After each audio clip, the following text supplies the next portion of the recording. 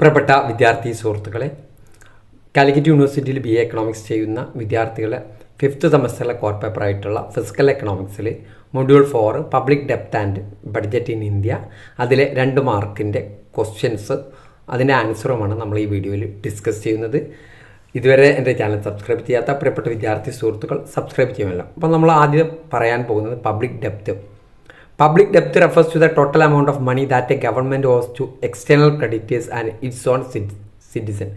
Government ആ രാജ്യത്തിലുള്ള സിറ്റിസണിനോ അല്ലെങ്കിൽ മറ്റു എക്സ്റ്റേണൽ ക്രെഡിറ്റേഴ്സിൻ്റെ നിന്നോ ഗവൺമെൻറ് എടുക്കുന്ന കടത്തെയാണെന്ന് പറയാം പബ്ലിക് ഡെപ്റ്റ്. It is a result of borrowing by government to cover budget deficit or finance public project. ബഡ്ജറ്റിലുണ്ടായിരുന്ന ഡെഫിസിറ്റ് കവർ ചെയ്യുന്നതിന് വേണ്ടിയിട്ടും അതേപോലെ അല്ലെങ്കിൽ പബ്ലിക് പ്രോജക്റ്റിന് റോഡ് ഉണ്ടാക്കുക, പാലം ഉണ്ടാക്കുക, ഇതിനൊക്കെ വേണ്ടിയിട്ട് നമ്മൾ കടമെടുക്കുന്ന ഇതിനെ എന്ത് പറയാം, പബ്ലിക് ഡെപ്റ്റ് എന്ന് നമ്മൾ പറയാം. ഇനി ഇത് തന്നെ ഇൻറ്റേർണൽ ഡെപ്റ്റ് ഉണ്ട്, എക്സ്റ്റേണൽ ഡെപ്റ്റ് ഉണ്ട്. ഇൻറ്റേർണൽ ഡെപ്റ്റ് എന്ന് പറഞ്ഞാൽ ഡെപ്റ്റ് own to lenders within the country, രാജ്യത്തിൻ്റെ അകത്തിൽ നിന്ന് ലെൻഡ് ചെയ്യുന്നതിനെ ഇൻറ്റേർണൽ ഡെപ്റ്റ് എന്നും രാജ്യത്തിൻ്റെ പുറത്തിൽ നിന്നും കടമെടുക്കുന്നതിനെ എക്സ്റ്റേണൽ ഡെപ്റ്റ് എന്നും പറയും. പ്രൊഡക്റ്റീവ് ഡെപ്റ്റ് ഉണ്ട്, അൺപ്രൊഡക്റ്റീവ് ഡെപ്റ്റ് ഉണ്ട്. Productive ഡെപ്റ്റ് are those ഡെപ്റ്റ് which are used for the project which yield an income to the government. ഗവൺമെൻറ്റിന് ഇൻകം ലഭിക്കുന്ന രീതിയിൽ നമ്മൾ ഏതെങ്കിലും പ്രൊജക്റ്റിന് വേണ്ടിയിട്ട് നമ്മൾ കടമെടുത്ത് കഴിഞ്ഞാൽ അതിനെ നമ്മൾ പ്രൊഡക്റ്റീവ് ഡെപ്റ്റ് എന്ന് പറയും. Railway, road, electricity, irrigation scheme, ഇതൊക്കെ എന്താണ്, പ്രൊഡക്റ്റീവ് ഡെപ്റ്റ് ആണ്. അൺപ്രൊഡക്റ്റീവ് ഡെപ്റ്റ് പറഞ്ഞാൽ are those which do not yield any income. ഒരു ഇൻകം ഈൽഡ് ചെയ്യാത്ത ഡെപ്റ്റിനൊക്കെ എന്ത് പറയും, അതിന് വേണ്ടിയിട്ട് നമ്മൾ കടമെടുക്കണതിന് unproductive ഡെപ്റ്റാണ്. ഡെപ്റ്റ് raised to finance war expenditure, famine relief, ഇതിനൊക്കെ. റിഡീമബിൾ ഡെപ്റ്റ് ഉണ്ട്, ഇറഡീമബിൾ ഡെപ്റ്റ് ഉണ്ട്. Redeemable ഡെപ്റ്റ് are those ഡെപ്റ്റ് which the government promises to pay of at some future date. Future ഡേറ്റിൽ അത് പേ ചെയ്യുമെന്ന് പറഞ്ഞുകൊണ്ട് എടുക്കുന്ന ഡെപ്റ്റിനെ എന്ത് പറയാം, ഗവൺമെൻറ് പേ ചെയ്യുമെന്ന് പറഞ്ഞുകൊണ്ട് എടുക്കുന്ന ഡെപ്റ്റിനെ എന്ത് പറയാം, റിഡീമബിൾ പബ്ലിക് ഡെപ്റ്റ് എന്ന് പറയാം. ഇറഡീമബിൾ പബ്ലിക് ഡെപ്റ്റ് are those principal amount which are never returned by the government although it pays interest there on regularly. Irredeemable ഡെപ്റ്റ് പറഞ്ഞാൽ, പബ്ലിക് ഡെപ്റ്റ് പറഞ്ഞാൽ കടമെടുത്തിട്ട് എന്ത് ചെയ്യില്ല, അതിൻ്റെ പ്രിൻസിപ്പൽ എമൗണ്ട് കൊടുക്കില്ല, എന്നിട്ട് എന്ത് ചെയ്യും, ഗവൺമെൻറ് എന്ത് ചെയ്യും, ഇൻട്രസ്റ്റ് ആനുവലായിട്ട് റെഗുലർലി കൊടുക്കും. റിഡംഷൻ ഓഫ് പബ്ലിക് ഡെപ്റ്റ് എന്ന് പറഞ്ഞാൽ റീപേയ്മെൻറ്റ് ഓഫ് പബ്ലിക് ഡെപ്റ്റ്. കടമെടുത്തത് റീപേയ്മെൻറ്റ് ചെയ്യുന്നതിന് എന്ത് പറയാം, റിഡംഷൻ ഓഫ് പബ്ലിക് ഡെപ്റ്റ് എന്ന് പറയാം. പബ്ലിക് ഡെപ്റ്റ് is to be repaid by central by the government within the time fixed for his repayment as the private individual repay the loan. Okay, അതിനൊരു സമയം ഉണ്ടാകും, ആ സമയത്തിനനുസരിച്ച് എന്ത് ചെയ്യും, അത് തിരിച്ചടക്കും. ഇനി സിങ്കിങ് ഫണ്ട് ഉണ്ട്. ഇറ്റ് ഈസ് എ ഡെപ്റ്റ് റിഡംഷൻ മെത്തേഡാണ്. A sinking fund is A reserve fund setup by A entity to repay A ഡെപ്റ്റ്. It involves setting aside money on A regular basis to എൻഡർ A ഡെപ്റ്റ് or replace N asset. ഒരു government എടുക്കുന്ന കടം എന്ത് ചെയ്യണം, തിരിച്ചടക്കാൻ വേണ്ടിയിട്ട്, ഒരു regular basis തിരിച്ചടക്കാൻ വേണ്ടിയിട്ട് ഒരു reserve fund create ചെയ്യുന്നതിന് എന്ന് പറയാം സിങ്കിങ് ഫണ്ട് എന്ന് പറയാം. ക്യാപിറ്റൽ ലെവി എന്ന് പറഞ്ഞാൽ ഇതൊരു ഡെപ്റ്റ് റിഡംഷൻ മെത്തേഡാണ്. ഇത് one time tax on the net worth of individual or corporation. It is imposed to address specific economic needs or to reduce wealth inequality. ഇത് ക്യാപിറ്റൽ ലെവി എന്ന് പറയുന്നത് ഡെപ്റ്റ് റിഡംഷൻ ഇതിൽ അതിൻ്റെ ഇതെന്ന് പറയുന്നത് ആ ഡെപ്റ്റ് തിരിച്ചടക്കാൻ വേണ്ടിയിട്ട് ഗവൺമെൻറ് എടുക്കുന്ന ടാക്സ് പിരിക്കുന്നതിന് എന്താണ് ക്യാപിറ്റൽ ലെവി എന്ന് നമ്മൾ പറയാം. ഇനി revenue and capital budget. Revenue budget എന്ന് പറഞ്ഞു കഴിഞ്ഞാൽ it include the government's revenue receipt and expenditure. It does not involve capital spending. ഇത് ഗവൺമെൻറ്റിൻ്റെ റവന്യൂ ചെലവുകളും റവന്യൂ എക്സ്പെൻഡിച്ചറിനെ എന്ത് പറയുക, റവന്യൂ അത് ഉൾക്കൊള്ളുന്ന ബഡ്ജറ്റിനെ റവന്യൂ ബഡ്ജറ്റ് എന്നും. ക്യാപിറ്റൽ ബഡ്ജറ്റ് എന്ന് പറഞ്ഞാൽ it deals with capital receipt and expenditure of the government including investment, long term അസറ്റിലൊക്കെ ഇൻവെസ്റ്റ്മെൻറ്റ് നടത്തുന്നതൊക്കെ ഇതിലാണ് പെടുക ക്യാപിറ്റൽ ബഡ്ജറ്റിൽ.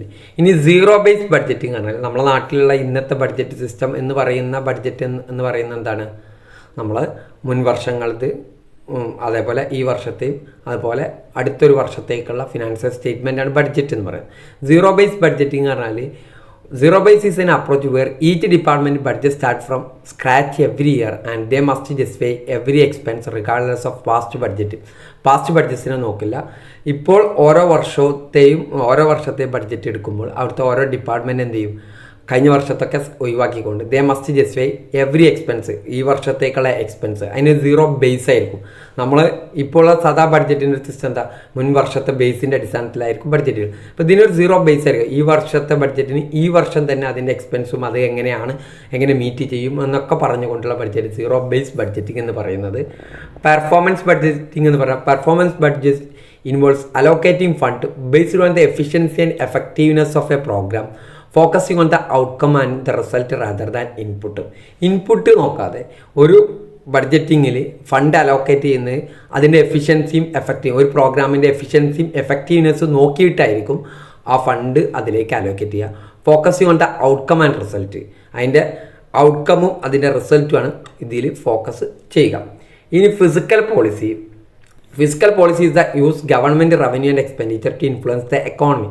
എക്കോണമി സ്റ്റെബിലൈസ് ചെയ്ത് നിർത്തുന്നതിന് വേണ്ടിയിട്ടുള്ള ഗവൺമെൻറ്റിൻ്റെ റവന്യൂ എക്സ്പെൻഡിച്ചർ പോളിസിയാണെന്ന് പറയാം ഫിസിക്കൽ പോളിസി എന്ന് പറയും. ഇത് ടാക്സേഷൻ വരും, government spending to achieve economic objective.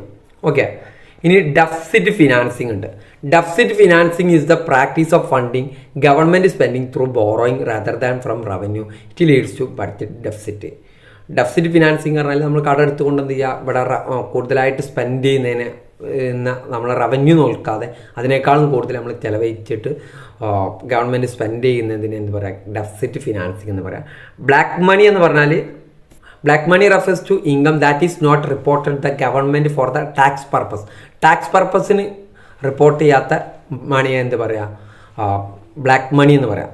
Okay, it often obtained illegally or goes unaccounted for. ഇല്ലീഗലായിട്ടോ അൺഅക്കൗണ്ടഡ് അല്ലാത്തതിനെ എന്ത് പറയുക, ബ്ലാക്ക് മണി എന്ന് നമ്മൾ അൺഅക്കൗണ്ടഡ് ആയതിനെ എന്ത് പറയുക, അതിൽ അക്കൗണ്ടിൽ ഉണ്ടാവില്ല, അതെന്ന് പറഞ്ഞാൽ ഒരാളുടെ അക്കൗണ്ടിൽ ഇല്ലാത്ത പണം എന്നുള്ള രീതിയിലുള്ളതിന് എന്ത് പറയാം, ബ്ലാക്ക് മണി എന്ന് പറയാം. ഇനി പ്രൈമറി ഡെഫിസിറ്റ് ഉണ്ട്. Primary deficit is the physical deficit minus the interest payment on the existing ഡെപ്റ്റ്. എക്സിസ്റ്റിംഗ് ഡെപ്തിൻ്റെ ഇൻട്രസ്റ്റ് പേയ്മെൻറ്റ് എന്ത് ചെയ്യുക, ഫിസിക്കൽ ഡെഫിസിറ്റിൽ നിന്നും മൈനസ് ചെയ്യുന്നതിന് എന്ത് പറയുക, പ്രൈമറി ഡെഫിസിറ്റ്. ഫിസിക്കൽ ഡെഫിസിറ്റ് പറഞ്ഞാൽ total expenditure minus total receipt except borrowing. Total expenditure minus total receipt except borrowing അല്ലാത്ത കിട്ടുന്ന റെസിപ്റ്റുകൾ ഉണ്ടല്ലോ രാജ്യത്തിന്, അത് ടോട്ടൽ എക്സ്പെൻഡിച്ചറിന് കുറച്ചതാണ് എന്ത്, ഫിസിക്കൽ ഡെഫിസിറ്റ് എന്ന് പറയാം. ഈ ഫിസിക്കൽ ഡെഫിസിറ്റിൽ നിന്നും ഇൻട്രസ്റ്റ് പേയ്മെൻറ്റ് മൈനസ് ചെയ്തതാണ് primary deficit. It indicates the government physical health without considering cost of past borrowing. Past ബോറോയിൻ്റെ കോസ്റ്റ് കൺസിഡർ ചെയ്യാതെ തന്നെ രാജ്യത്തിന് എന്ത് ചെയ്യുക, ഫിസിക്കൽ ഹെൽത്ത്, ഗവൺമെൻറ്റിൻ്റെ ഫിസിക്കൽ ഹെൽത്ത് നമുക്ക് ഇൻഡിക്കേറ്റ് ചെയ്യാൻ പറ്റും. എന്തുകൊണ്ട് ഇവിടെ എന്താണ്, കോസ്റ്റ് ഓഫ് പാസ്റ്റ് ബോറോയിങ് എന്ന് കൺസിഡർ ചെയ്തില്ല എന്ന് പറയുന്നത് ഇൻട്രസ്റ്റ് പേയ്മെൻറ്റ് ഫിസിക്കൽ ഡെഫിസിറ്റിൽ നിന്ന് മൈനസ് ചെയ്യുന്നത് കൊണ്ടാണ്.